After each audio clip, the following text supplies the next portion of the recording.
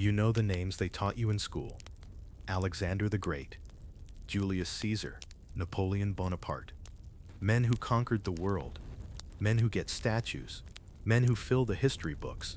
They made sure you knew those names. But let me ask you, how come nobody ever told you about the man Napoleon feared? A man born in chains, branded as property, who rose so high he made Europe tremble. A black general who defeated the same armies that terrorized half the planet. A man who forced Napoleon to look over his shoulder. I'm talking about Toussaint Louverture. You might not know him yet, but trust me, by the time we're done, you'll understand why his enemies hated him, why his people loved him, and why the world still tries to bury his story. See, Napoleon was supposed to be unstoppable. He was Europe's golden boy. Short? Maybe. Brilliant? Definitely. He marched across Italy, Austria, Prussia, Egypt, victory after victory. He had the best trained armies in the world, armed to the teeth, fueled by empire, ready to crush anything in their path. And yet, when Napoleon sent his brother-in-law with a fleet of 60 ships and 30,000 troops across the ocean to take back the richest colony France had ever owned, those men didn't come back the same. Most didn't come back at all. Why? Because in the mountains and fields of Saint Domingo, today's Haiti, they ran into a black general who wasn't supposed to exist. Think about that.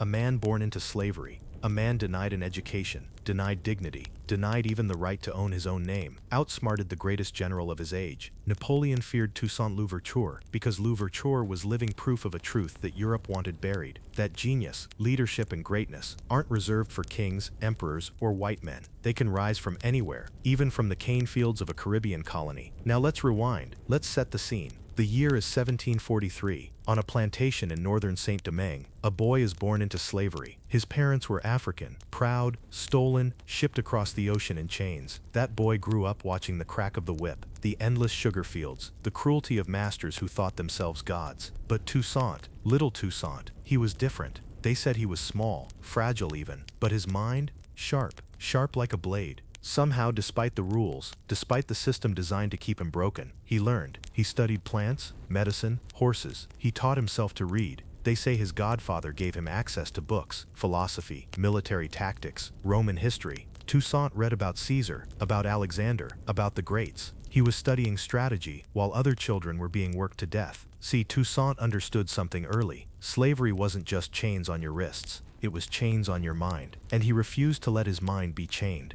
By the time revolution erupted in 1791, he was ready. Enslaved men and women across the island rose up, burning plantations, killing masters, demanding freedom. At first, Toussaint held back. He watched, he calculated, and when the moment was right, he stepped forward, not as a rioter, not as just another rebel, but as a leader. He organized, he disciplined, he trained an army out of men who had nothing but machetes and rage, and he taught them to fight like soldiers. Now, think about this. France had professional troops. Spain had professional troops. Britain had professional troops. Toussaint had men who had been considered disposable, the lowest of the low. And yet, under his command, they became something terrifying, a people who refused to be enslaved again. Napoleon knew about this uprising. At first, he thought he could crush it, like Europe always crushed rebellions in its colonies. But Toussaint wasn't like anybody Napoleon had faced before. He was ruthless when he needed to be, clever always, and above all, he believed in something his enemies couldn't comprehend, the idea that freedom was worth dying for. That kind of belief, you can't buy it. You can't drill it into soldiers. It's fire, and Toussaint carried that fire into every battle. Soon the whispers spread. The Black Spartacus, they called him, the man who outfoxed Europe. And when Napoleon finally tried to bring him down, it turned into one of the greatest humiliations of his career. But here's the thing. History books will give you Napoleon's glory. They'll give you his empire, his victories, his legend. What they won't give you is the man who stood in his way and beat him. Because what does it mean if the greatest general of Europe was humbled by a man they called property? What does it mean if the ideals of liberty and equality were defended, not by French revolutionaries in Paris, but by black men and women in chains? That, my friend, is dangerous history. And dangerous history gets erased. But we're not erasing it today. We're bringing it back. We're going to follow Toussaint Louverture from the cane fields to the battlefields, from slave to general, from subject to legend. And you're going to see why Napoleon feared him. This is the story they didn't want you to know. And it's just beginning. The thing about legends is they don't start out that way. Toussaint wasn't born a warrior. He wasn't born a general. He was born in chains. But what made him dangerous wasn't just the will to fight. It was his ability to learn faster than anyone else, and then turn knowledge into power. See, while most people thought of the enslaved as nothing more than labor, Toussaint studied them as potential soldiers. Men and women hardened by pain, strong from the fields, burning with anger. He understood that desperation could be shaped into discipline, that hunger for freedom could be sharper than any blade. So when the uprising broke out in 1791, Toussaint knew this wasn't going to be a quick riot. This was war, and war required strategy. He started small. Hit-and-run raids, ambushes in the forests, striking at night when the French least expected it. His men didn't wear uniforms, didn't march in neat little lines like European armies. They melted into the mountains, struck fast, and disappeared. The French didn't know how to deal with that. They weren't fighting farmers with pitchforks anymore. They were fighting a commander who understood terrain, who understood timing, who understood how to make chaos his weapon. And here's the thing, Toussaint wasn't just fighting for blood. He was fighting for legitimacy. From the beginning, he knew this wasn't just about burning plantations. It was about building something new. He insisted his men act like soldiers, not looters. Discipline, order, respect. If you broke the code, you answered to him, harshly. That's how he built credibility, not just with his army, but with the people watching. Now let me pause and tell you something that blows my mind. This man, who had been denied education, ended up quoting philosophers and generals, writing letters to kings and diplomats, negotiating like a statesman. That's how sharp he was. The French underestimated him. They saw him as just another slave leader. But Toussaint, he was already thinking like a head of state, and that made him dangerous. By 1793, the French Revolution was in full swing back in Europe. Remember that slogan, liberty, equality, fraternity, sounded nice on paper, but in Saint Domingue 500,000 enslaved Africans looked at those words and asked, what about us? Toussaint saw the contradiction clear as day. If France really believed in liberty, then slavery had to end. If not, then their revolution was a lie. And that lie, he was ready to expose. So when Spain and Britain tried to swoop in and take advantage of the chaos, Toussaint played chess while everyone else was playing checkers. At first he allied with Spain, fighting against the French. Why? Because Spain offered freedom for enslaved people who joined their side. Toussaint wasn't loyal to crowns or flags. He was loyal to freedom. Whoever helped his people move closer to that goal, that's where he went. And let me tell you, under his command, victories piled up. Plantation after plantation fell. Entire regions slipped out of French control. His name began spreading, not just among the enslaved, but among generals in Europe. Imagine that, a man who had once been forced to labor under a whip, now dictating the fate of empires. But Toussaint was too smart to stay anyone's pawn. In 1794, when France officially abolished slavery in all its colonies, the game shifted. France suddenly looked like the lesser evil. Toussaint switched sides, and with his leadership, the French pushed back the Spanish and the British. By 1798, his forces had expelled the last British troops from Saint Domingue. Think about that. Britain, the most powerful empire on earth, humiliated by soldiers who had been enslaved just a few years earlier. And at the heart of it all was Toussaint Louverture, the black general Napoleon would come to fear. But here's where it gets even deeper. Toussaint wasn't just a fighter, he was a builder. While the smoke was still rising from battlefields, he began rebuilding the colony. He reopened plantations, but this time with paid labor. He rebuilt cities, repaired roads, restarted trade. And yes, some of his policies were harsh. He demanded discipline from his people, just as he demanded it from himself. But in his mind, freedom wasn't enough. Freedom had to be defended by strength, by structure, by order. Otherwise, Europe would come crawling back. And believe me, Europe was watching. Napoleon Bonaparte, newly risen to power, had big dreams. He wanted to rebuild France's empire. And to him, Saint Domingue was the crown jewel. It was the richest colony France had ever owned, the sugar island that poured money into the treasury. And here was this black general, this former slave, running it like his own kingdom. That burned Napoleon's pride. It wasn't just about sugar, it was about control. If a man like Toussaint could rise, what did that say about the order of the world? So Napoleon made a decision. He was going to break Toussaint Louverture. He was going to send an army across the ocean to remind Saint Domingue who was boss. But what Napoleon didn't know, what he couldn't know, was that the general he thought he was about to crush was already 10 steps ahead of him. Because Toussaint Louverture wasn't afraid of Napoleon, Napoleon was afraid of him. Picture this, it's 1801, and Europe is whispering about a man across the ocean who shouldn't even exist. A black general, undefeated, ruling over the richest colony in the Caribbean. Toussaint Louverture isn't just leading battles anymore. He's governing like a head of state. He's writing constitutions, signing trade deals with the Americans and the British, all while keeping France at arm's length. Let that sink in. The world's most powerful empires, men who thought of Africa as a hunting ground and Africans as cargo, now had to negotiate with a man who had once been enslaved. That flipped the script. It wasn't just military victory anymore. It was political humiliation for Europe. Napoleon, he couldn't stand it. His whole identity was built on being the master strategist, the man who bent nations to his will. And here was Toussaint, making him look weak, making him look like the French Revolution's promises meant something real. And if there's one thing Napoleon couldn't stomach, it was being overshadowed. So he plotted. In 1801, Toussaint Louverture declared himself governor for life of Saint Domingo, with the power to choose his successor.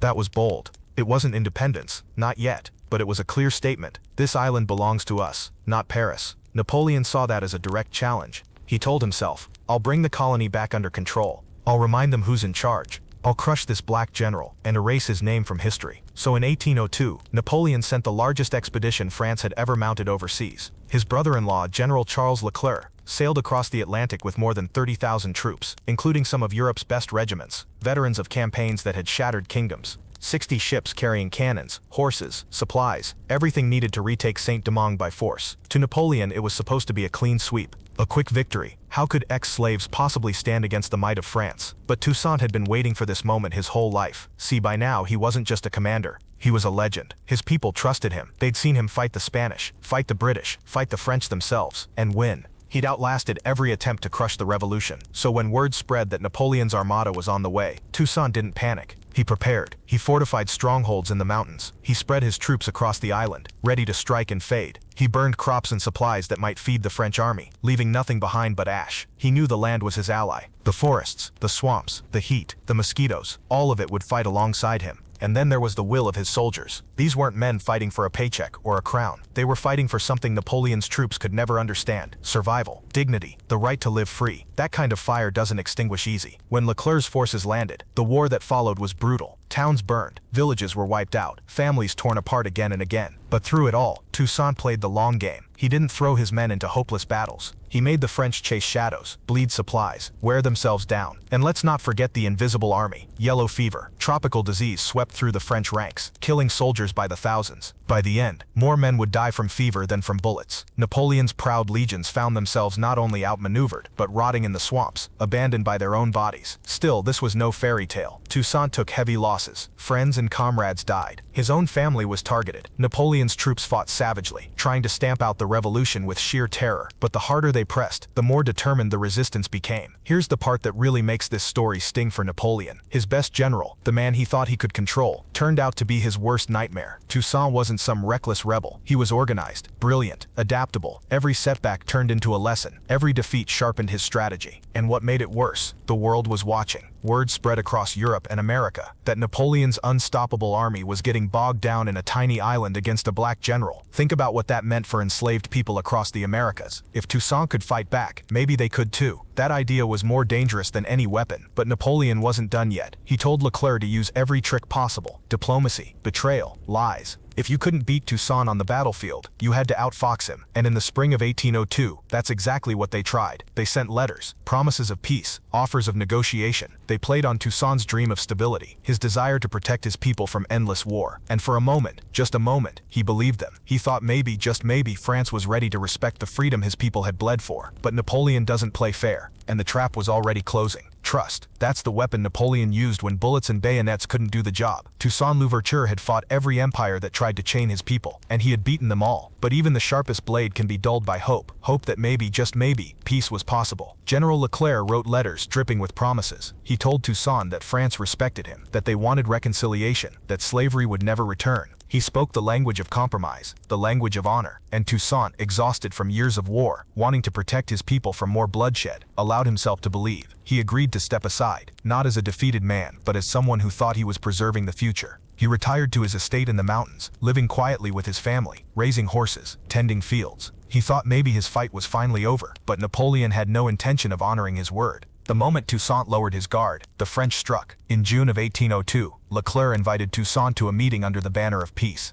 No weapons, no threats, just conversation. Toussaint arrived, trusting the truce, and that's when the trap closed. The French soldiers surrounded him, seized him, dragged him away. It was betrayal in its purest form. Imagine it, the man who had stood like a mountain against Europe's might, suddenly shackled like the boy he had once been. They bound him, tore him from his family, marched him onto a ship. He was no longer General Louverture, no longer Governor Louverture. He was a prisoner. The ship cut across the Atlantic, away from the land he had fought for, toward the cold heart of France. And when he set foot on European soil, Napoleon made sure he disappeared. Toussaint Louverture was taken to Fort de Joux, a freezing fortress buried deep in the Jura Mountains near the Swiss border. The conditions were brutal: damp stone walls, icy air, isolation. The Caribbean sun was replaced with endless frost. And this was no accident. Napoleon had chosen the location carefully. He wanted the climate itself to be a weapon, to break the man he couldn't defeat in battle. But even locked in a cell, Toussaint's spirit didn't break. He wrote letters. He sent messages. He warned France with a final prophecy. "In overthrowing me, you have cut down only the trunk of the tree of liberty. It will spring up again by the roots, for they are numerous and deep." That line right there, that was a death sentence for Napoleon's dreams. Because Toussaint knew something the French refused to admit. Revolutions don't live and die with one man. They live in the people. And the people of Saint Domingue weren't finished. In April 1803, after months of suffering in the cold fortress, Toussaint Louverture died. Malnutrition, pneumonia, some say deliberate neglect. Alone, far from his homeland, the black general who had made Napoleon tremble took his last breath behind stone walls. But here's the thing. Napoleon thought removing Toussaint would end the revolution. He thought cutting off the head would kill the body. He couldn't have been more wrong. Because Toussaint had planted something far stronger than fear. He had planted belief.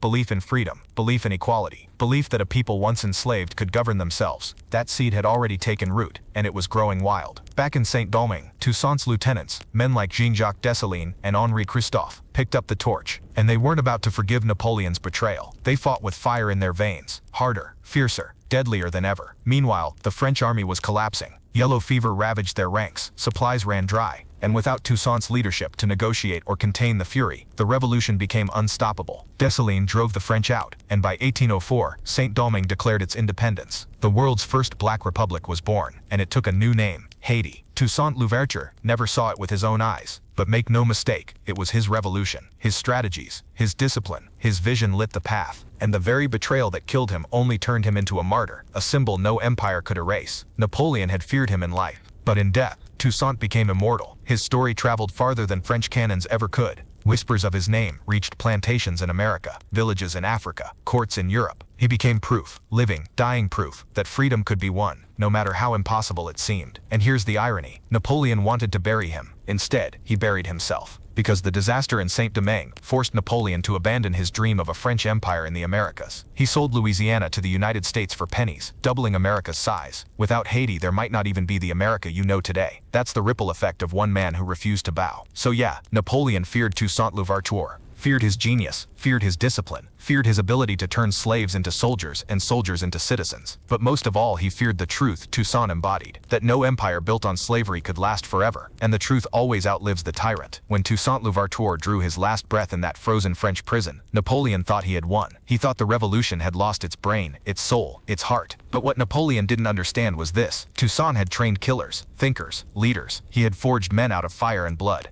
And when he was gone, those men weren't broken, they were unleashed. At the front of that storm stood Jean-Jacques Dessalines. If Toussaint was the strategist, the diplomat, the careful mind behind the revolution, Dessalines was the hammer. Born into slavery just like Toussaint, he had scars on his body that told the story of whips and chains. But those scars became armor. Dessalines didn't believe in compromise. He didn't believe in negotiation. Where Toussaint had tried to balance mercy with discipline, Dessalines believed freedom had to be carved into stone with blood. And when Napoleon betrayed Toussaint, Dessalines made a vow: the French would never rule Haiti again. Not as colonizers, not as masters, not as ghosts in uniforms pretending peace. The war that followed was the stuff of nightmares for France. Yellow fever was still their deadliest enemy, mowing down regiments before they ever faced Dessalines' troops. But when those French soldiers did meet the revolutionaries in battle, they faced an army that had nothing left to lose. Dessalines fought with a ferocity that shook Europe. He turned scorched earth into policy. If the French wanted towns, he burned them. If they wanted plantations, he salted the fields. His men struck with machetes, with muskets, with anything they could find. And every victory tasted like vengeance for Toussaint. Napoleon's dream of retaking the colony crumbled piece by piece. By late 1803, the French expeditionary force was shattered. Their commander Leclerc was dead. Their soldiers were starving, sick, demoralized. They had marched into Saint Domingue as conquerors. Now they were begging just to survive. And then came the final blow, the Battle of Vertières. November 1803, Dessalines led his army against the last French stronghold. It was brutal, bloody, the kind of fight where no quarter was given, none expected. But when the smoke cleared, the tricolor flag of France was ripped down. Dessalines had won. That moment marked the death of Napoleon's American empire, and it marked the birth of Haiti. On January 1, 1804, Dessalines stood before his people and declared independence. The words were simple but thunderous. Never again would Haitians live in chains. Never again would Europeans dictate their fate.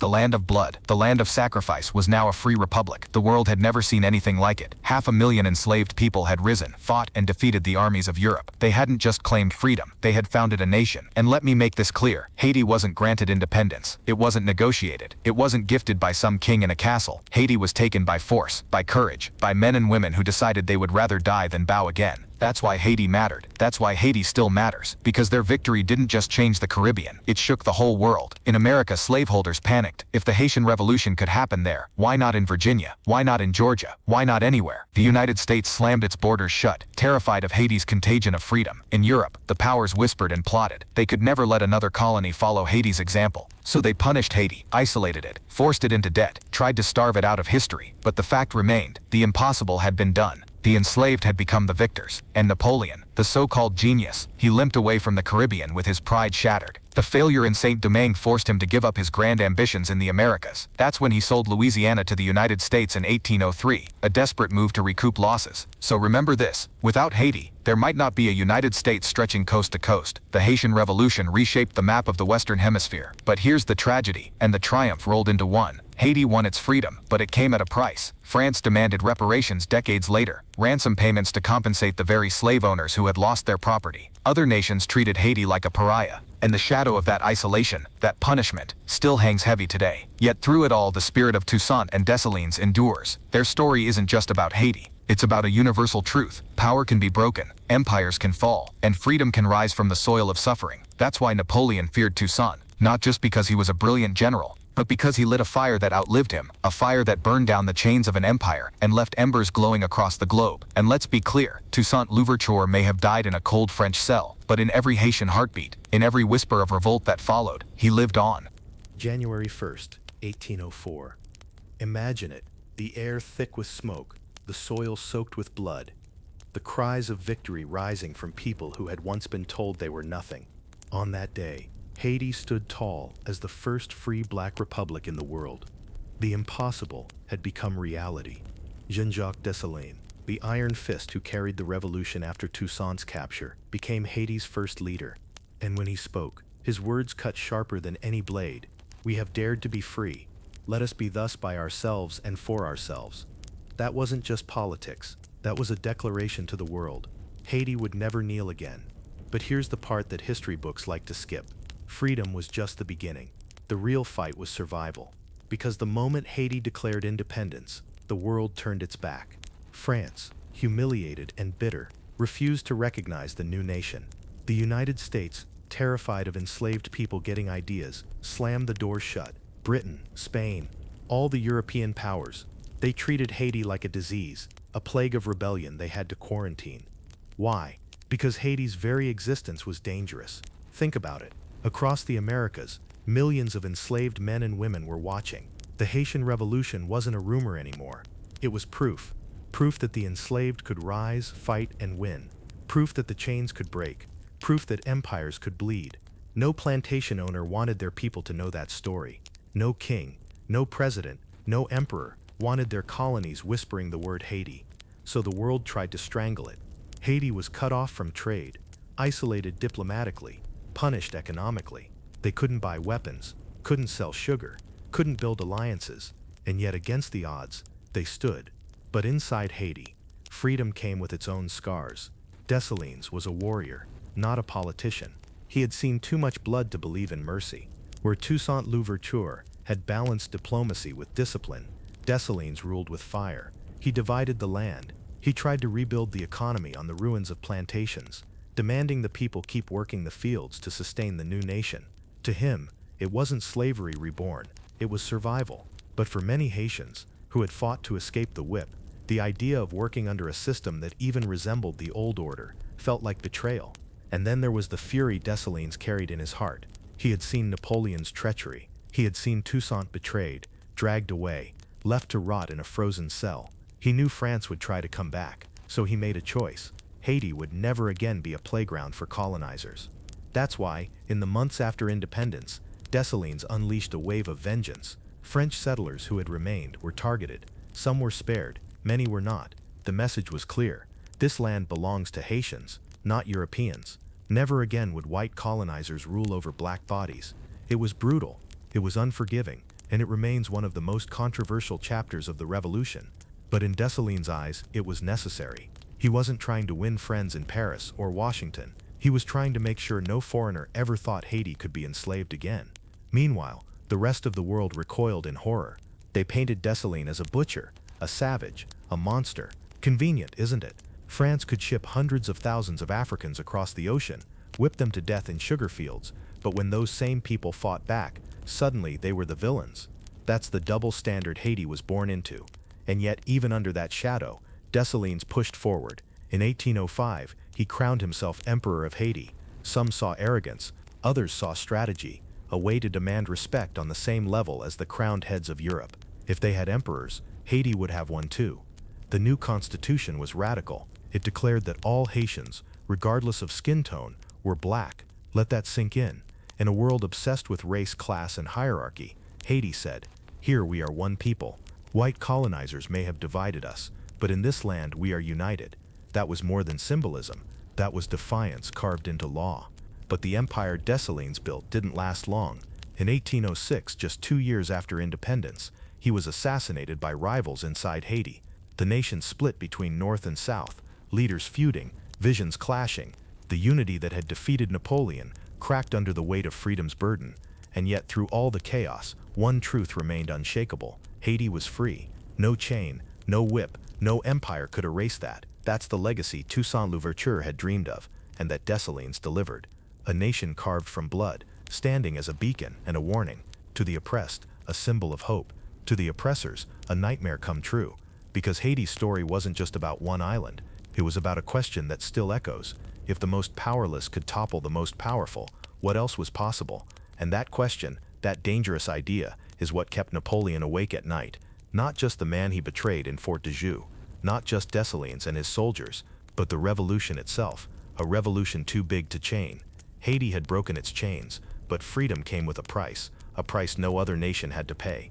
See, the moment Dessalines declared independence, the world decided to make Haiti bleed all over again, not with whips this time, but with politics, money, and isolation. France, the same empire that had enslaved the people of Saint Domingo, wasn't about to let go quietly. They had lost their richest colony, their sugar jewel, their cash cow. Napoleon's defeat was an open wound, and France wanted revenge. But how do you punish a nation you can't defeat on the battlefield? Simple, you choke it economically. Haiti was cut off from international trade. Ships that once carried sugar, coffee, and indigo now sat idle. Neighboring colonies were forbidden to trade with them. Nations that preached liberty and freedom, looking at you, United States, slammed their doors shut. Why? Because they were terrified. Haiti wasn't a nation to them. It was a virus. And if that virus of freedom spread to their enslaved populations, the whole system could collapse. So, Haiti stood alone, independent, but surrounded by enemies, free, but starving for connection to the wider world. And then came 1825. Mark that year, because that's when France came back. Not with soldiers, but with ships, warships, cannons pointed at Haitian shores. And their demand was a crime, dressed up as diplomacy. France told Haiti, pay us reparations for the property we lost. And by property, they didn't mean houses or farms or buildings. They meant people, human beings. They demanded money to compensate the slave owners who no longer owned slaves. Think about that. The enslaved win their freedom through blood, and the enslavers send them the bill. The ransom was staggering, 150 million francs. That's billions in today's money. Haiti, a newborn nation, was forced to sign the deal at gunpoint, pay or face another invasion. So Haiti paid. For generations, they borrowed money from French banks to pay France. They taxed their people to the bone. Entire national budgets bled into Europe just to compensate the very empire that had tortured them. That's why, even today, Haiti's poverty isn't some natural accident. It's engineered. It's the result of extortion, theft, and punishment for daring to be free. Meanwhile, the United States played its own game. For decades, America refused to recognize Haiti. Why? Because the U.S. was a slave-holding nation. Recognizing a black republic born of revolution was political dynamite. Southern planters would have gone into panic. So instead, America turned its back, pretending Haiti didn't exist, while quietly making sure it stayed isolated. And Europe, they followed the same script. Haiti was boxed in, demonized, painted as a land of chaos and savagery. Every rebellion, every civil conflict, every hardship Haiti faced was used as proof that black people couldn't govern themselves. Convenient, isn't it? They never mentioned the debts, the embargoes, the sabotage, but despite it all, Haiti endured. They endured while paying a ransom no free people should ever have owed. They endured while the world called them cursed, while artists, politicians, and diplomats erased their triumph from history books. They endured while their very existence was treated as an embarrassment to be hidden, not a revolution to be celebrated. And here's the irony. Every time an oppressed people rose up, every time a colony dreamed of freedom, Haiti was there, not in person but in spirit. Haiti's victory whispered through the plantations of the American South. It echoed in the uprisings of Latin America. Simón Bolívar himself, the great liberator, found refuge and support in Haiti. They gave him soldiers, weapons, supplies, and in return he carried Haiti's fire into South America. So, while the world punished Haiti, Haiti still gave freedom, gave hope, gave inspiration. That's the kind of defiance no blockade could kill. But make no mistake, the scars of that punishment run deep. The ransom drained Haiti for more than a century. By the time the last payment was made in the 20th century, Haiti had been robbed of its chance to grow wealthy, to invest in schools, roads, industries. The so-called debt chained them tighter than any whip ever had. And France, they smiled all the way to the bank. The same empire that preached liberté, égalité, fraternité, had no problem bankrupting the very people who had taken those words seriously. That's the crime history doesn't like to talk about, because if people knew the truth, if they really understood how Haiti was strangled, they'd stop blaming poverty on Haitians and start pointing fingers at the nations that made it so. So, remember this, Haiti's revolution didn't fail. Haiti's revolution succeeded. What failed was the world's conscience. Napoleon feared Toussaint Louverture because he knew one man with vision could topple an empire, but the greater fear came after that Haiti's fire would spread, that millions more would rise. That's why Haiti was punished, not because they were weak, but because they were powerful. And power, when it comes from the bottom, scares the hell out of the top. The cannons at Vertier may have gone silent, but the echoes of Haiti's revolution thundered across the world, because this wasn't just one island story anymore. It was a spark that leapt across oceans, fields, and palaces. Think about the timing. Haiti declared independence in 1804. All around the Americas, enslaved men and women bent their backs under chains. Indigenous nations were being crushed by colonizers. European empires stretched their hands into every corner of the globe. Freedom felt like a dream reserved for the privileged few. And then, out of nowhere, Haiti stood up, a black nation, born of rebellion, standing face to face with kings and emperors and saying, "We exist." That was more than politics. That was prophecy.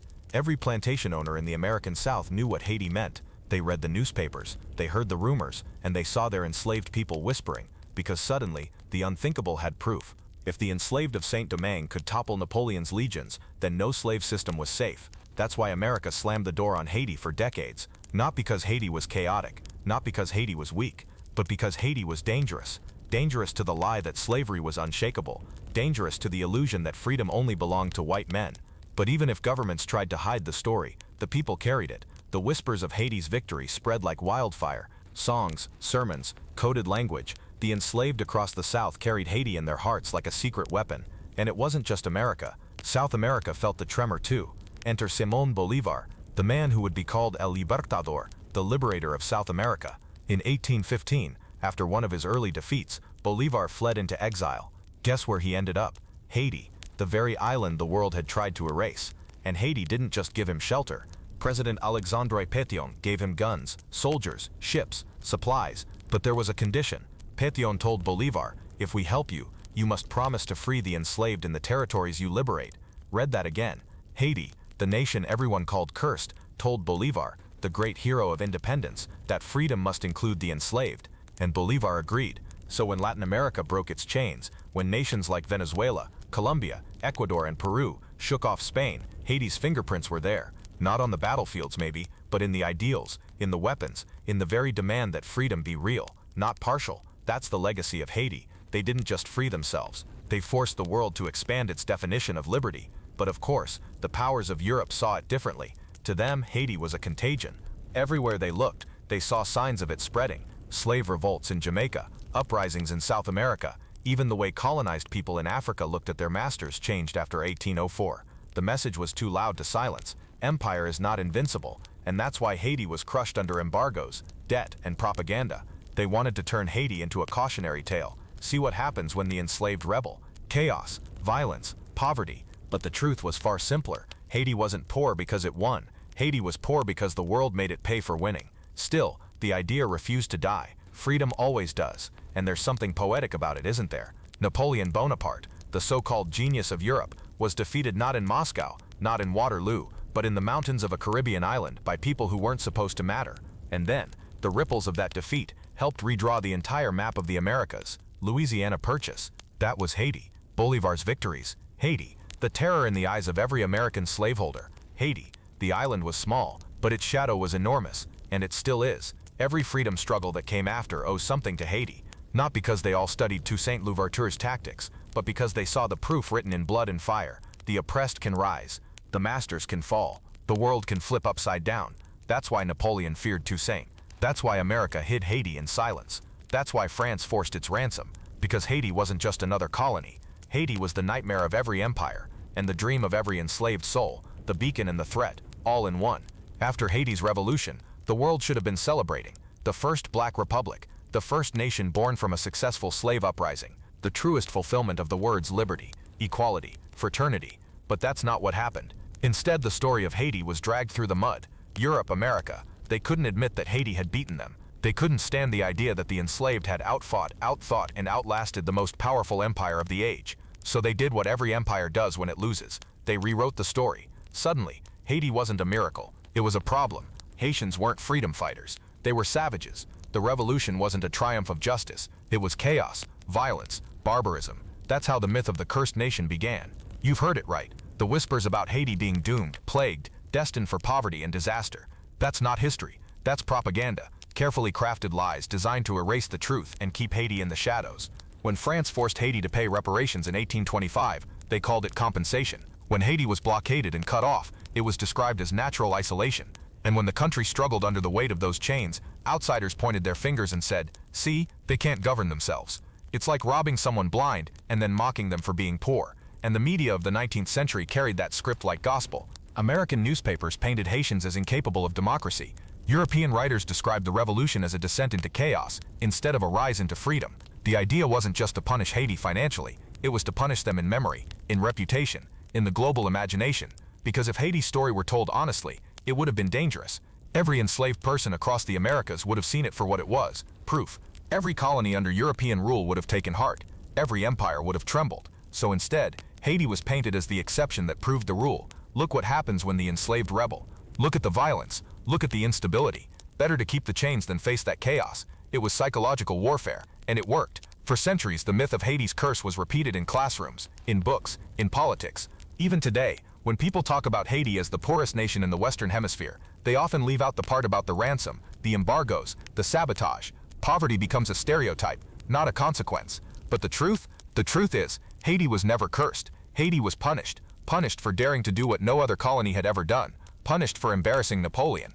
Punished for proving that freedom was not the property of Europe, but the right of all people. And here's the wild part. Despite everything, despite the lies, despite the debts, despite the isolation, Haiti endured.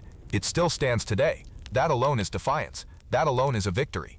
Now let's make this personal. Imagine you're born into chains. Your grandparents died in chains. The world tells you that's all you'll ever be.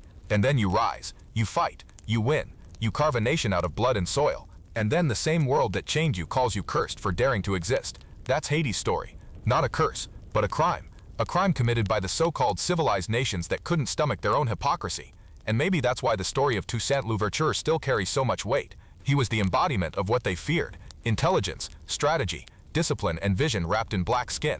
He didn't just fight battles, he fought narratives. He showed the world that genius isn't reserved for Europe. That's the mystery and the magnetism of Toussaint. That's why Napoleon feared him. And that's why history tried so hard to bury him.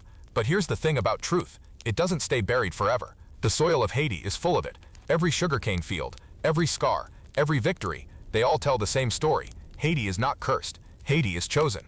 Chosen to remind the world what freedom really costs, and why it matters. And once you know that story, you can never unknow it. Toussaint Louverture died in a cold French cell in 1803, but in truth, he never left us. His body may have been locked away, but his name, his legend, kept moving.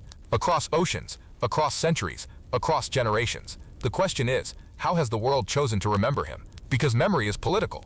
Who gets statues? Who gets textbooks? Who gets silence? That's not an accident. That's power deciding what survives. And Toussaint's memory? It's been a battlefield just as fierce as the mountains of Santo Domingo. In France, they wanted him forgotten. Napoleon especially had every reason to erase him. To admit that a black general outsmarted his empire was a humiliation too heavy to bear. So in French history books, Louverture was reduced to a footnote, sometimes called rebellious, sometimes painted as tragic, often just ignored altogether. In the United States, it was no different. Early 19th century America was a slaveholding nation. Imagine trying to teach school children about a black man who led enslaved people to victory against Europe's greatest army. That wasn't history to them, that was dynamite. So the story of Louverture was buried under fear, silence, or outright lies. But silence couldn't hold forever, because for the oppressed, Toussaint was never forgotten. In black communities across the Americas, his name became a whisper of power, a sign that greatness lived in their blood, no matter what the world said. For abolitionists, he was proof that slavery could be shattered. For poets and thinkers, he became a symbol of dignity, discipline, and vision. Take Frederick Douglass. When he spoke of Louverture in the 19th century, his words burned with pride. To him more than any other man does the Negro owe his emancipation. Douglass knew Toussaint wasn't just a Haitian hero, he was a global one. In Haiti, of course, Louverture's memory was sacred, but complicated. Because while he fought for freedom, he also made compromises that not everyone agreed with. He tried to keep plantations running, demanding labor to keep the economy alive. For some Haitians, that felt like betrayal. For others, it was survival. So even at home, Louverture was remembered with reverence, but also with debate. That complexity is part of what makes his legacy so fascinating. He wasn't a myth, he was a man. Brilliant, flawed, disciplined, stubborn, visionary. A man who outplayed Napoleon but still got caught in his trap. A man who dreamed of freedom, but sometimes demanded order so strict it felt like chains. And that duality, that's what makes him real. That's what makes him human. But here's the kicker. Today, Toussaint Louverture's face still threatens power. Why? Because when people remember him truthfully, when they see what he actually accomplished, it shatters centuries of lies about race, about genius, about who can lead. Look around. Statues of Louverture rise in Haiti, in France, in London. Streets bear his name. Schools teach his story, though not enough. And every time his name is spoken, it chips away at the propaganda that tried to erase him. Yet, even now, the full story is rarely told. Too often, Louverture is packaged neatly. A tragic figure, a rebel leader, a black Napoleon. Notice that last one, Black Napoleon. That's how the world frames him, always in relation to Europe, as if he needs comparison to be great. But Toussaint didn't need Napoleon. Napoleon needed him to fall, needed him erased, needed him forgotten, because without that, Napoleon's legend looked weaker. Here's the truth. Louverture wasn't the black Napoleon. Napoleon was the white Toussaint Louverture, and he lost. And yet the mystery of Toussaint lingers. What if he had lived to see Haiti's independence in 1804? What if he had stood beside Dessalines, shaping the future instead of rotting in a prison? Would Haiti's path have been different? Would the world have recognized the nation sooner? Those questions can never be answered. But they haunt the imagination. And maybe that's part of why his story endures, because he represents both the victory won and the possibility stolen. Still, when you strip away the what-ifs, one thing stands firm. Toussaint Louverture proved a truth the world still struggles to admit. Brilliance, leadership, and vision are not bound by race, by birthplace, or by chains. That's why Napoleon feared him. That's why empires tried to erase him. And that's why 2 centuries later, his name still carries heat. He was the man who bent the arc of history, even if he didn't live to see its final shape. And the story of Haiti, its triumphs, its struggles, its punishments, will always carry his fingerprints. Louverture may have died in a fortress, but his shadow still walks with us. Every time someone rises against injustice, every time someone defies the impossible, you can hear a whisper in the wind. Toussaint is here. When Toussaint Louverture was gone, Jean-Jacques Dessalines stepped into the center of the storm. The revolution wasn't over yet, but he was determined to finish what Louverture had started. No half measures, no compromises. And when he raised that black and red flag over Haiti in 1804, the message was carved in fire. Freedom had been won, but survival would demand a whole new kind of fight. Dessalines had earned his place in history as the blade of the revolution, where Louverture was the strategist, the negotiator, the man of patience. Dessalines was pure force, and once independence was declared, he set about shaping Haiti in his image. In 1805, he crowned himself Emperor Jacques I of Haiti. To the outside world, this looked like arrogance, like madness. But step into Dessalines' shoes for a moment. The European powers were still circling, still plotting. The same nations that called him savage would only respect him if he matched their titles. They had kings and emperors, so Haiti would too. It was a strategy of survival dressed as grandeur. The 1805 Constitution was radical. It outlawed slavery forever. It declared that all Haitians, regardless of shade or ancestry, were black. That wasn't just legal language. It was a weapon against the divisions France had used to control the colony, the cruel hierarchies of color, class, and blood. In Dessalines, Haiti, blackness was unity, blackness was identity, blackness was power. But for all his vision, Dessalines ruled with iron. He believed discipline was the only way to keep the nation alive. He pushed the people back onto the plantations, not as slaves, but as laborers bound to keep the economy breathing.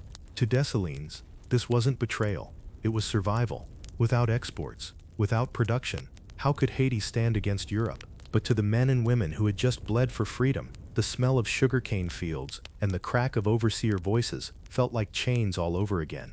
And then came the vengeance. Dessalines carried the scars of slavery deep in his soul, and he wasn't about to let colonizers reclaim Haitian soil. After independence, many French settlers who had remained on the island faced his wrath. Some were spared, many were not. His goal was clear: wipe out any chance of France replanting its flag. But to the outside world, this was painted as savagery. Newspapers in America and Europe screamed about the massacre of the whites, carefully ignoring centuries of massacres that France had carried out in the name of sugar and profit. The narrative stuck.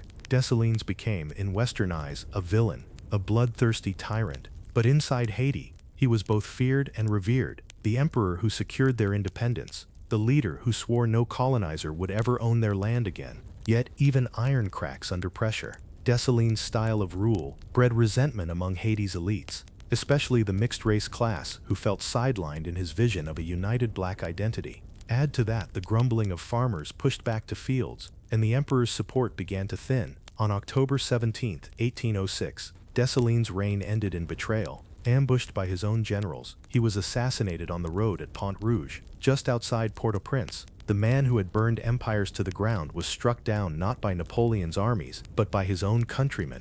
Haiti, barely 2 years old, was now without the iron hand that had held it together, and the cracks widened fast. The nation split. In the north, Henri Christophe, one of Dessalines' fiercest generals, declared himself king, building palaces and castles in a vision of monarchy. In the south, Alexandre Pétion, a lighter-skinned leader with ties to the mixed-race elite, established a republic. 2 Haitis, one crownless and fractured, each claiming the future. This division would haunt Haiti for decades. The unity forged in the fires of revolution gave way to rivalry, suspicion, and conflict. The dream of one Haiti under one vision was broken, replaced by competing experiments in governance, monarchy in the north, fragile republicanism in the south. And yet, even in its division, Haiti stood as something extraordinary, because no matter the quarrels, no matter the rivalries, one truth remained unbroken: Haiti was free, France was gone, slavery was dead, independence held. That was the legacy of Dessalines. Ruthless, yes,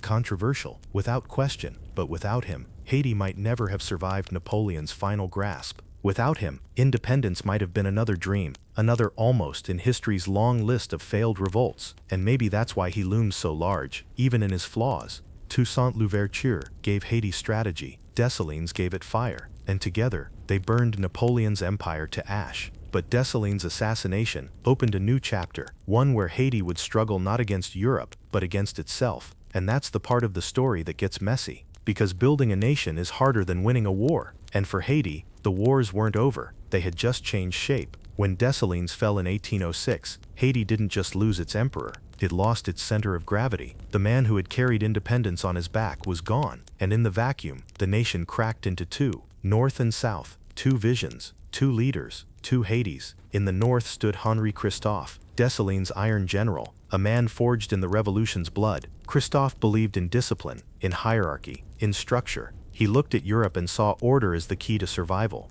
His answer: monarchy. Christophe crowned himself King Henry I of northern Haiti. He built a court of nobles, a system of titles and estates. But don't picture some fragile imitation of Europe. Christophe's monarchy was brutal, efficient, and relentless. His kingdom wasn't just a crown and a throne, it was a machine. He forced his people back to work, rebuilding plantations not for slavery, but for production. He argued it was the only way to keep the economy alive, to pay soldiers, to defend against Europe's inevitable return. His rule was harsh, yes, but it produced results. Crops grew, fortresses rose, and his most famous creation, the Citadelle La Ferrière, a mountain fortress so massive it looked like it had been dropped by gods, still stands today as proof of his ambition. The citadel was more than stone, it was a message. If France dares to return, they'll break their teeth on this rock. Meanwhile, in the south, Alexandre Pétion walked a different path. Pétion was a man of mixed race, educated, polished, and more aligned with the old free-colored elite. Where Christophe demanded discipline, Pétion promised liberty. His republic was built on ideals of freedom and property, land distributed to small farmers, political participation limited but wider than under Christophe. To the poor, Pétion was a softer ruler. Instead of pushing them back onto the plantations, he allowed them plots of land to farm for themselves. It sounded like justice, like the revolution's promise fulfilled, but there was a cost. Small farming meant less export production. Less production meant less revenue. Less revenue meant Pétion's government struggled to sustain itself. So while Christophe's north built castles and filled coffers, Pétion's south drifted into poverty. Two Haitis, two experiments. The contrast couldn't have been sharper. Christophe ruled like a king, harsh but organized. Pétion ruled like a populist, beloved but strapped for resources. Which vision was right? It depended on who you asked. To the worker in Christophe's north, the fields felt like chains all over again. To the farmer in Pétion's south, freedom tasted sweet, but hunger stalked the villages. And yet, in their differences, both men left marks too deep to ignore. Christophe's reign was a fortress of discipline. He poured resources into education, building schools for the children of his kingdom. He believed literacy was a weapon, as vital as muskets. His monarchy wasn't just for himself. It was his gamble that Haiti could earn respect by mirroring the structures of Europe, proving that black rule could be just as civilized, just as powerful.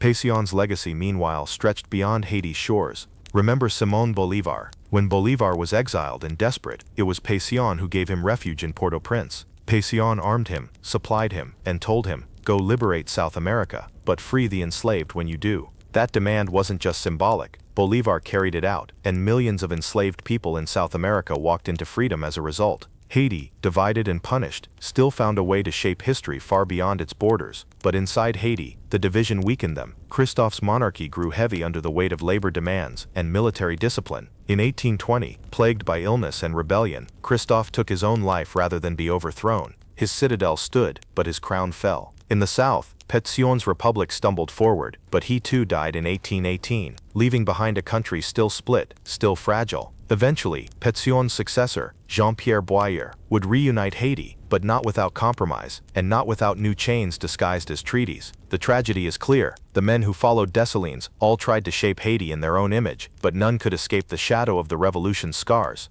The nation had won its freedom, but unity was harder than war. And yet, even fractured, Haiti endured. Even divided, they stood independent. The European powers circled, waiting for weakness, but Haiti's soil remained untouchable. The first black republic still lived, still defied, still whispered to the world, "We are free." So ask yourself, was Haiti broken by its division, or was it proof that even in disagreement, even in struggle, the core victory, independence, was unshakable? Because here's the truth, Christophe's citadel still stands. Pétion's aid to Bolívar still echoes in South America. Both men, despite their flaws, kept Haiti's fire alive, and that's what the world couldn't kill. After Christophe's death in the north and Pétion's passing in the south, Haiti stood at a crossroads. For years the nation had been split in two, monarchy in the north, republic in the south. But now Jean-Pierre Boyer, Pétion's successor, seized the moment to bring Haiti back together. By 1820, Haiti was whole again. On paper, this was victory. No more split crowns, no more rival governments. For the first time since Dessalines, Haiti was one nation under one leader. But unity came with its own chains. Boyer faced a dilemma. Haiti had won its freedom on the battlefield, but in the eyes of the world, especially Europe, it was still a rogue state.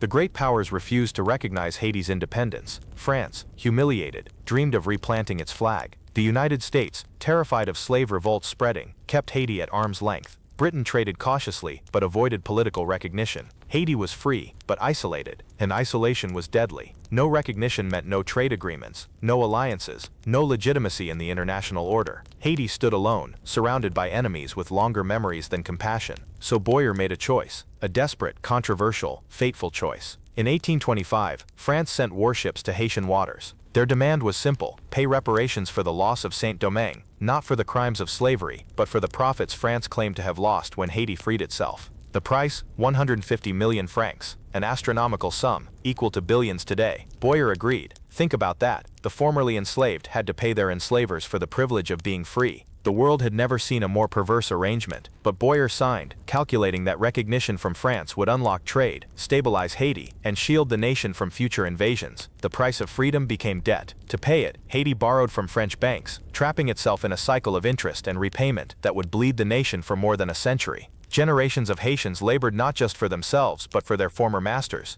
Fields that had once fueled empire now fueled debt collectors. Recognition came, yes, France formally acknowledged Haiti's independence. Other nations slowly followed, but it was recognition wrapped in shackles. And here's the cruelest irony: that debt crippled Haiti's growth. The roads that could have been built, the schools that could have been opened, the hospitals that could have saved lives, all of it was swallowed by payments to the very empire that had once whipped Haitians in chains. Some called Boyer a traitor. Others saw him as a pragmatist, playing the only card left. Maybe both are true, but one thing is certain: his decision reshaped Haiti's future in ways no battlefield ever could. Boyer's rule stretched long, from 1818 to 1843. At first he appeared steady, even visionary. He extended Haiti's reach across the island, uniting not just the west but also occupying Santo Domingo in the east, the entire island of Hispaniola, under one flag. For a moment, it looked like the dream of unity was complete, but cracks soon showed. His policies of land redistribution, meant to keep the peasantry content, weakened large-scale agriculture, shrinking exports. The debt hung over everything, forcing higher taxes and squeezing farmers until resentment grew. And in the east, Dominicans resisted Haitian rule, fueling tensions that would eventually explode into independence in 1844. By the 1840s, Boyer's long reign collapsed under pressure. Uprisings flared, dissatisfaction spread, and in 1843 he was overthrown. He fled into exile, leaving behind a Haiti both united and burdened. The legacy of Boyer is complicated, almost tragic. He kept Haiti whole, yes. He secured recognition, yes. But at what cost? The debt he signed shackled Haiti's economy for generations. It wasn't just money, it was dignity. It was proof that even in freedom, the world found ways to keep Haiti on its knees. And here's where history whispers a hard truth: Haiti didn't lose because of its revolution. Haiti was punished because of its revolution. The world could not forgive a nation of enslaved Africans for defeating Europe's greatest empire. So they bled Haiti through debt, isolation, and propaganda. That punishment shaped Haiti's path for centuries. And it began with Boyer's signature on that treaty in 1825. But remember this: even under crushing debt, even under betrayal from abroad and within, Haiti remained free. No flag replaced its own. No empire reclaimed its soil. And that in itself was victory. A victory carried on Toussaint's vision, Dessalines' fire, Christophe's discipline, Pétion's diplomacy, and Boyer's compromises. Freedom may have been expensive, but it was never surrendered. When Jean-Pierre Boyer fled into exile in 1843, Haiti was united on paper but fractured in spirit. His long reign had ended with anger boiling in the streets, peasants grumbling over taxes, elites whispering in salons, and soldiers ready to gamble on new leaders. The debt to France hung heavy, the economy sagged, and trust in the presidency cracked. But the blow that would echo loudest came not from within Haiti, but from across the mountains in the east. For 2 decades, Boyer had held Santo Domingo under Haitian control. On the surface, this was unity, the whole island of Hispaniola under one banner, one government. But beneath, resentment brewed. The Dominicans, with their Spanish language, Catholic traditions, and lighter-skinned elites, bristled under Haitian rule. Taxes were high, land was seized, and local culture felt smothered. In 1844, it snapped. A group of Dominican rebels, inspired by the secret society La Trinitaria, declared independence. They raised their own flag in Santo Domingo and carved out the Dominican Republic. For Haiti, this was a gut punch. The dream of controlling the whole island evaporated overnight. Haitian forces tried to reclaim the east through a series of invasions, but the Dominicans, fueled by fierce nationalism and backed at times by foreign allies, held their ground. The border hardened. 2 nations now stood where Dessalines had once declared one. This loss wasn't just territorial. It was psychological. It proved that Haiti's reach had limits, that its power could be challenged, that its unity was fragile, and it deepened the sense that Haiti was surrounded, not just by hostile empires abroad, but by rivals close to home. Meanwhile, the debt didn't sleep. France had lowered the price from 150 million francs to 90 million in 1838, but even that reduced figure was still crushing. Haiti's leaders scrambled to keep up payments, borrowing more, taxing harder, and squeezing every drop from a population already weary of promises. Every franc sent to Paris was a school not built, a road not paved, a field left barren. The revolution had promised freedom, but debt made that freedom heavy, almost suffocating. Generations who had never seen a French master still felt his hand in their pockets. Politics in Haiti grew turbulent. After Boyer's fall, presidents rose and fell in quick succession, many toppled by coups, rebellions, or assassinations. Stability seemed like a dream just out of reach. And the more unstable Haiti looked, the easier it was for foreign powers to paint the nation as chaotic, unfit, doomed. But pause here. Think about the weight on this little republic's shoulders. Haiti had been born in blood, punished by the world, forced to pay its enemies, denied allies, starved of trade. Any European nation under those conditions might have collapsed in decades. Yet Haiti endured. Through chaos, through division, through humiliation, it remained free. That resilience is easy to overlook when focusing on the debt, the politics, the setbacks. But it mattered. It mattered to enslaved Africans in Cuba, in Brazil, in the American South, who looked to Haiti and whispered, "It is possible." It mattered to independence fighters across Latin America who remembered Pétion's gift to Bolivar. It mattered to every empire that realized, however much they hated it, Haiti had not died. Still, the mid-19th century was not kind. Economic decline dug in. Plantations, once the engine of Saint Domingue, sputtered under small-scale farming. Exports dwindled, government revenues shrank, and the gap between Haiti's leaders and its peasantry widened. Presidents came and went, each promising solutions, each crushed by reality. The Dominican split only deepened the wounds. Wars along the border drained resources. Defeats bruised pride. And while Haitians clung to independence, the weight of punishment from abroad and division at home made every year feel like another battle for survival. This is the paradox of Haiti's story. After Boyer, the flame of freedom burned unbroken, but the chains of debt and isolation kept pulling tighter. The world would not let Haiti forget its audacity, the audacity of being black, free, and victorious over Napoleon. And yet through it all, the people endured. Farmers tilled their plots, markets bustled, drums carried rhythms older than France, churches filled with prayers, and children grew up knowing one truth their enslaved ancestors had only dreamed of: Haiti was theirs. That truth, fragile, bruised, but unbroken, was the revolution's real inheritance. So as the 19th century staggered forward, Haiti entered a new phase, not the war of muskets and machetes, but the slow war of economics, politics, and survival. And that war would prove just as brutal. By the mid-1800s, Haiti had already lived through a century's worth of turmoil in just a few decades. The revolution had been won, the empire of Dessalines shattered, the monarchy of Christophe risen and fallen, Boyer's long reign ended in debt and exile, and the Dominican Republic broken away in 1844. But the storm wasn't done. Haiti was entering a new era, one where the machete battles of the revolution gave way to political chess, foreign pressures, and a carousel of presidents who rarely kept their seats warm for long. From 1843 onward, the country fell into a rhythm. A president rises, struggles to hold power, and is toppled by rivals or rebels. It was a cycle of instability, each leader promising reform, each leader crushed by the weight of debt, division, and foreign interference. The presidency became less of an honor and more of a target. Some lasted months, others a few years, but few left office peacefully. Haiti's soil seemed cursed to grow coups alongside its crops. Why? The reasons were layered. First, the debt. That massive ransom to France was like a rope around Haiti's neck, tugging tighter each year. To keep up payments, leaders taxed heavily, angering farmers and merchants alike. Resentment festered. Second, the split between urban elites and rural farmers. In the cities, a small educated class pushed for centralized power and European-styled governance. In the countryside, peasants wanted autonomy, land, and freedom from taxes. Neither side fully trusted the other, and presidents often found themselves squeezed between both. Third, foreign powers never stopped circling. France, Britain, Spain, and later the United States all kept eyes on Haiti, not just as a trade partner but as a threat. Each had reasons to weaken or control the little black republic that refused to die. And in the middle of it all, Haiti's leaders tried to survive. Take Faustin Soulouque, for example. Rising to power in 1847, he started as a compromise candidate, a figure thought to be weak and controllable. But Soulouque surprised everyone. Within a few years, he crowned himself Emperor Faustin I,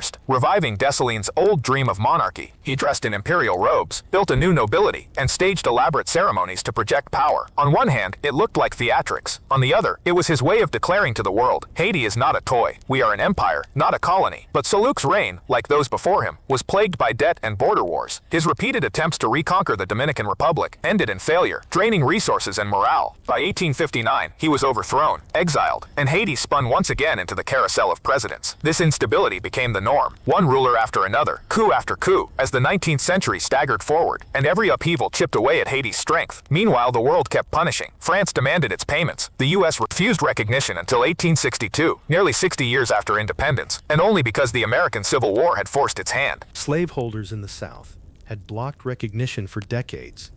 Terrified Haiti's example would ignite rebellion at home. Even when recognition came, it wasn't friendship. American merchants exploited Haiti through unequal trade deals, siphoning profit while the country struggled to balance its books. Europe did the same. And yet, through all the turbulence, Haiti's sovereignty held. No matter how unstable the politics, no foreign flag replaced the Haitian one. No army ever re-enslaved its people. That resilience is easy to overlook when talking about the chaos of coups, but it mattered deeply. In a century of colonialism, Haiti stood alone, battered, broke, unstable, but free. Still, the cost of that freedom was steep. By the late 1800s, Haiti's infrastructure was worn thin. Roads crumbled, education lagged, and the rural majority lived in grinding poverty. The promise of the revolution, liberty and dignity remained, but prosperity felt far away. The cycle of debt, taxation, and instability was a trap, and foreign powers were watching closely, waiting for Haiti to stumble hard enough for them to swoop in. But if Haiti had proven anything, it was this: stumbling was not the same as falling, because at its heart, the revolution's fire still burned. Every coup, every uprising, every fight in the countryside was not just chaos. It was also a reminder that Haitians refused to be ruled quietly, whether by France, Spain, America, or their own presidents. They demanded freedom, even when it came at a price. And as the 19th century gave way to the 20th, the world would test that fire again, this time with foreign occupations and new forms of control. But that's the next chapter. For now, in the mid-19th century, Haiti was a nation bruised but unbowed, staggering but still standing, carrying the impossible weight of being the world's first black republic in a world that wanted it erased. That survival alone was revolutionary. By the 1880s, Haiti was like a candle flickering in a hurricane. The revolution had lit the flame, but decades of debt, coups, and foreign threats were blowing it almost out. Still, the flame survived, stubborn, defiant, and impossible to ignore. Economically, the country struggled. The debt to France still hung over every government's head, like a shadow nobody could shake. Each president tried to balance the books with heavy taxation, often targeting the farmers who had fought for freedom decades before. Peasants resisted, merchants tried to profit, and the elites, they bickered. It was a toxic mix. Every administration faced protests, revolts, or outright rebellion. Haiti's political scene became a revolving door of presidents, generals, and strongmen. Each one promised stability and reform. Each one failed in turn. Meanwhile, foreign eyes never left Haiti. The Dominican Republic to the east, which had regained independence in 1844, was a constant source of tension. France still demanded repayment of the independence debt, and European powers quietly schemed to exploit Haiti's vulnerability. And then, a new player entered the scene: the United States. By the late 1800s, the U.S. was expanding its influence in the Caribbean, following the Monroe Doctrine and looking for strategic ports and investments. Haiti, free and independent, represented both opportunity and threat. American businessmen sniffed profits, politicians whispered about stability, and every Haitian president knew that U.S. interests could mean support or invasion. It was during this era that Haiti tried to modernize, albeit slowly. Roads were built, ports improved, and trade expanded. But the cycle of debt and political instability made consistent progress almost impossible. One leader might start a program, the next would dismantle it. Projects were left half-finished, promises unfulfilled, and the people grew wary. Yet the spirit of resistance never waned. Even as foreign powers pressed in, Haitians remembered the lessons of Dessalines, Christophe, and Perpetual. Freedom was not negotiable. Sovereignty was not optional. Some leaders tried diplomacy, others tried force. President Florville Hippolyte, who came to power in 1889, was known for his sharp mind and iron will. He faced uprisings and foreign threats with a mix of strategy and brute strength, proving that Haitian leaders were not mere pawns of global politics. But global politics were relentless. The U.S. began showing more interest in the island's finances. Loans, investments, and economic pressures became tools of influence, a quiet form of control. Haiti, still reeling from centuries of debt, found itself walking a tightrope: maintain independence, but avoid antagonizing a rising power. Meanwhile, internal politics remained a battlefield. Rival generals, ambitious politicians, and restless citizens kept the cycle alive. Assassinations, coups, and uprisings punctuated everyday life. Stability was fleeting, peace was fragile, and the Haitian people carried both pride and exhaustion. Through it all, culture flourished. Art, music, religion, and oral storytelling became ways to preserve identity and memory. Vodou rituals, folktales, and songs reminded Haitians of their revolutionary roots, their ancestors' struggles, and the resilience that kept them standing when the rest of the world doubted they would. By the turn of the century, Haiti was at a crossroads. Its independence had survived, but vulnerability had increased. The U.S. was watching, Europe was scheming, and the Caribbean was a chessboard of empire. Haitian leaders knew that the next century could bring new challenges, challenges that might test the limits of the country's hard-won freedom. The story of Haiti was no longer just about overthrowing colonial rule. It was about survival in a world determined to undermine it. And this was the moment when Haiti's history of resistance would meet the global ambitions of the 20th century, a clash that would change the nation forever. But even in the face of looming occupation, Haitians carried the fire of 1804 within them. The revolutionary spirit was more than memory. It was a promise, a warning, and a shield. No empire, no matter how powerful, could erase what Haiti had earned through blood, sweat, and courage. And that's where the next chapter begins.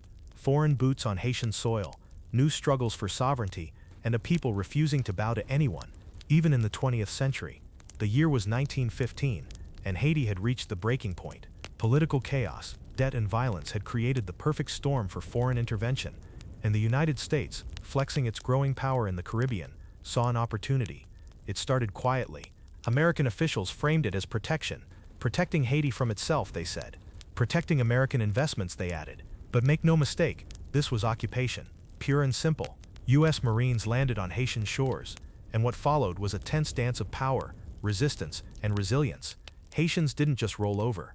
The legacy of Dessalines, Christophe, and Louverture coursed through their veins.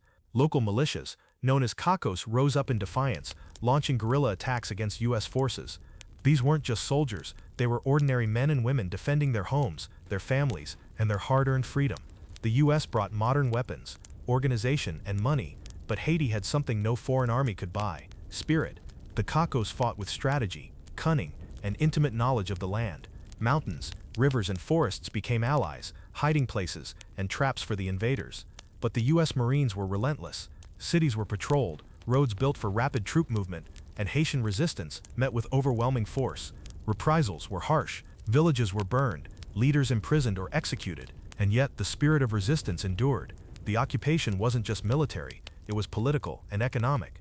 The U.S. controlled Haiti's finances, rewriting laws to favor foreign investors and ensure repayment of debts. Haitian leaders were sidelined or coerced, but Haitians adapted.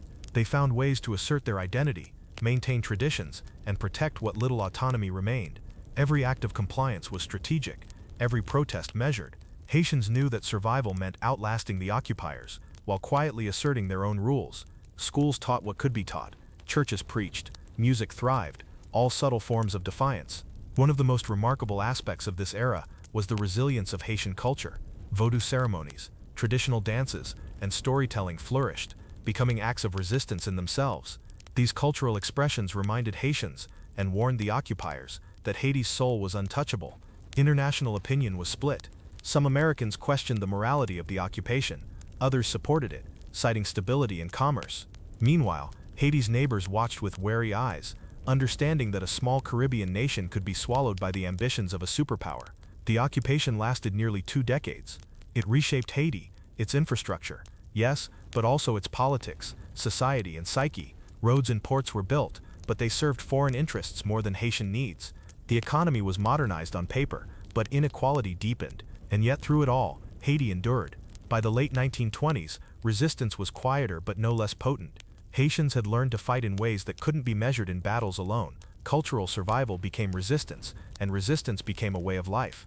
This period also produced new leaders, men and women who understood the dual challenge of navigating foreign power while safeguarding national identity. They drew inspiration from the old revolutionaries, learning lessons of strategy, patience, and the unshakable belief in Haitian independence. When the U.S. finally left in 1934, the scars of occupation were deep, but Haiti had survived.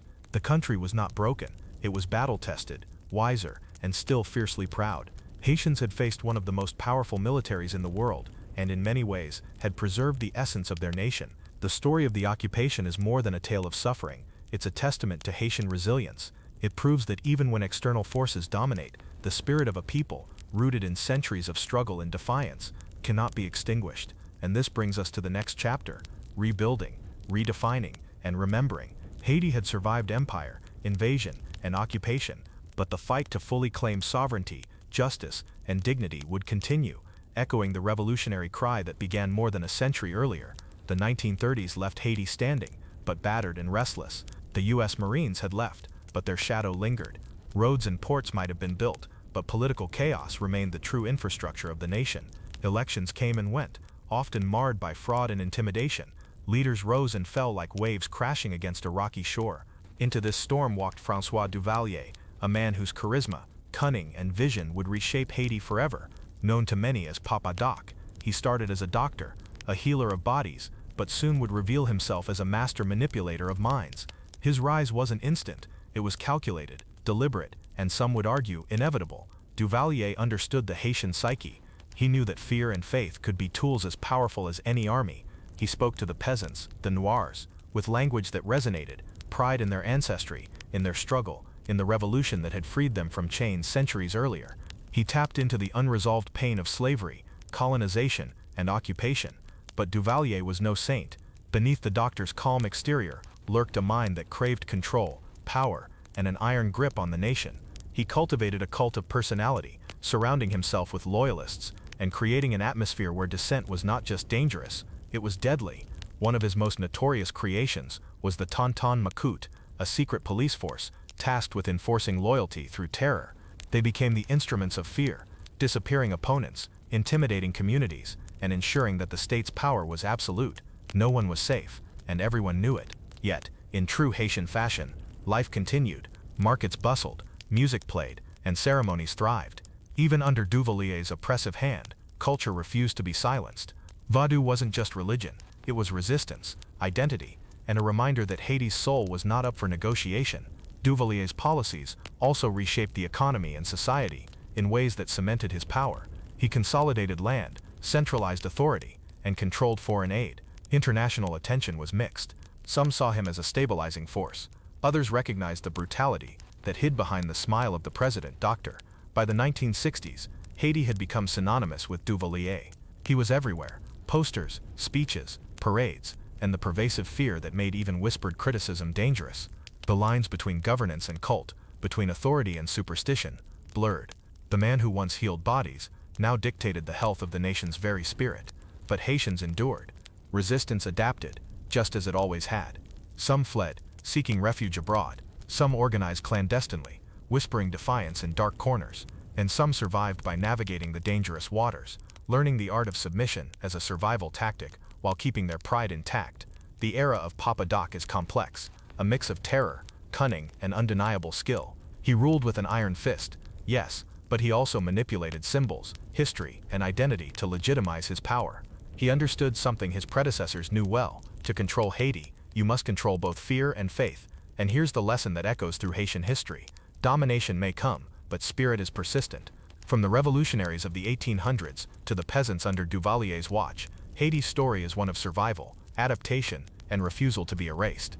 By the end of his reign in 1971, Papa Doc had left a nation both traumatized and unbroken. His son, Jean-Claude "Baby Doc" Duvalier, would inherit the throne of fear, but the heartbeat of Haiti, its people, its culture, its pride, refused to die. This period sets the stage for the next struggle, the battle to reclaim democracy, dignity, and sovereignty in the face of a dictatorship that lasted decades. It's the story of Haiti's fight against power that's both external and internal, a fight that continues to shape the nation to this day.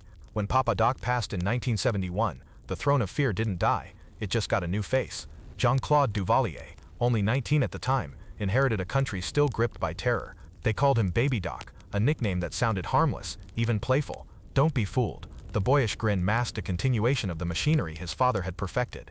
Baby Doc understood something crucial. Ruling Haiti wasn't about building roads or schools. It was about optics, appearances, and keeping people guessing. While he didn't have the same fierce charisma as Papa Doc, he had inherited the symbols of power. And in Haiti, symbols can speak louder than armies. The Ton Makoot were still out there, loyal and brutal. They ensured that fear was never far from daily life. People walked carefully, knowing that even a small misstep could bring them under the watchful eye of the state. Baby Doc didn't need to speak loudly. The legacy of terror spoke for him. Yet Baby Doc's Haiti was different in subtle ways. He cultivated the image of a modernizing leader. Foreigners saw progress, flashy hotels, rising tourism, and investment in the capital. For international audiences, it looked like Haiti was turning a corner. For Haitians, the reality was more complicated. Poverty remained widespread, corruption thrived, and the shadow of the Duvalier regime was ever present. He had a talent for charm, and he wielded it like a weapon. Dinners, parties, and public appearances painted a picture of normalcy. But beneath the glitter, dissent simmered. Underground movements, student groups, and labor organizers began to mobilize. They whispered of democracy, of reclaiming what had been stolen, of living free from fear. And the cracks in the system were starting to show. The 1980s were turbulent. International pressure mounted. The Cold War meant the US was willing to overlook certain abuses for strategic reasons, but they couldn't ignore mass protests and famine. Haitians demanded change, marching through streets with courage that could not be silenced. The air was thick with anticipation. The people were ready to take back what belonged to them. By February 1986, the unthinkable happened. The Duvalier dynasty, the symbol of generations of control and fear, was overthrown. Baby Doc fled to France, leaving behind a country eager to breathe, to rebuild, and to reclaim its narrative. It wasn't an immediate miracle. Haiti's problems didn't vanish overnight, but the fall of Baby Doc marked a turning point. Haitians poured into the streets. They celebrated, cried, and embraced each other with the joy of liberation. The nation that had lived under fear for decades finally glimpsed freedom. But this wasn't just a political victory. It was spiritual, cultural, and deeply personal. It was a reminder that the Haitian spirit, honed through revolution, occupation, and dictatorship, refused to be crushed. The fall of Baby Doc set the stage for a fragile democracy, one that would face immense challenges. Yet in the streets and hearts of Haiti, there was hope. Hope that the nation could finally chart its own destiny. History had shown that Haiti could survive slavery, foreign occupation, and dictatorship. Could it survive democracy? That question would define the next chapter. Haiti's journey from Baby Doc's departure to its present day is a story of resilience, struggle, and unwavering pride. It's a reminder that no matter how oppressive a regime, the soul of a people cannot be contained. Haiti had been tested repeatedly, and time and again, it had endured, stronger, wiser, and ever defiant. This is the legacy of Haiti, a nation that faced the weight of the world, the terror of its leaders, and the manipulation of external powers, yet remained unbroken. And through it all, the stories of its generals, revolutionaries, and even its dictators remind us of one truth: courage and fear often dance together, but courage can never be fully defeated. Here we are, the final stretch. After centuries of struggle, revolution, and resistance, Haiti still stands, scarred, tested, but unbowed. And it all traces back to the fire that Toussaint Louverture ignited, the same fire that made Napoleon pause and rethink, the fire that whispered to every Haitian that freedom isn't just a dream, it's a right. Toussaint's story wasn't just about battles, strategies, or victories. It was about identity, about proving to the world that a black man could lead, could strategize, could command respect, and could rewrite the rules of history. And his shadow stretches far beyond the battlefields of Saint Domingue. Even when dictators rose, even when fear tightened its grip, his spirit lingered, a quiet reminder that courage doesn't expire. Fast forward to the Haitian Revolution's echo in modern times. Baby Doc may have fled, dictators may have fallen, but the struggle didn't end. Haiti today faces monumental challenges: political instability, economic hardship, natural disasters. But ask any Haitian, and you'll hear the same defiance, the same resilience. It's in the music, the art, the language, and the way people hold on to hope like it's oxygen. Think about it. A nation that rose from the ashes of slavery to defeat Napoleon's forces, that outlasted dictatorships and foreign interference, still survives. That's not luck. That's Louverture's legacy. That's the black general's shadow, stretching across centuries. His genius wasn't just military. It was cultural, spiritual, and psychological. He taught a people to see themselves as masters of their destiny, even when the world insisted otherwise. And let's not sugarcoat it. Haiti's path has been brutal. There were betrayals, missteps, external pressures, and countless tragedies. But within that brutality, there is an unshakable lesson. Resistance is a muscle. You build it through struggle, and once it's built, nothing can fully break it. That muscle is Haiti's strength, and it pulses in every corner of the nation. Even today, when global powers underestimate Haiti, when headlines focus on disaster rather than genius, the truth remains: Haiti was the first free black republic in the world. That's not just history. That's a declaration that freedom, intelligence, and leadership are not bound by skin color. Toussaint Louverture showed that to the world, and generations of Haitians continue to carry that torch. And here's the provocative truth: every time someone doubts Haiti, every time they underestimate it, they are forgetting Louverture. They are forgetting that this is a country born from resistance, molded by genius, and tempered by survival. Haiti's story is not a tale of failure. It's a story of relentless defiance. Look around. From Cap Haitien to Port-au-Prince, from the mountains to the coasts, the heartbeat of the revolution still echoes. You can hear it in the chants of protesters demanding justice. You can see it in artists creating brilliance amidst chaos. You can feel it in families who survive, rebuild, and refuse to be erased. That's Toussaint Louverture's spirit, omnipresent, unyielding, eternal. So, when you study history, don't just remember the battles. Don't just memorize dates. Feel the weight of the courage, the audacity of leadership, the brilliance of a black general who made Napoleon think twice. That's the story of Haiti. Complex, defiant, beautiful, and human. A story that teaches us all: true power isn't in oppression. True power is in resilience, intelligence, and the refusal to surrender. And that, my friend, is why Haiti matters. That's why Toussaint Louverture matters. That's why every Haitian, past and present, matters. Because they proved, over and over again, that freedom is not a gift. It's a right earned through courage, strategy, and the unbreakable human spirit. History may try to forget, dictators may rise and fall, hurricanes may rage, poverty may challenge, but Louverture's legacy and Haiti's defiance will endure forever.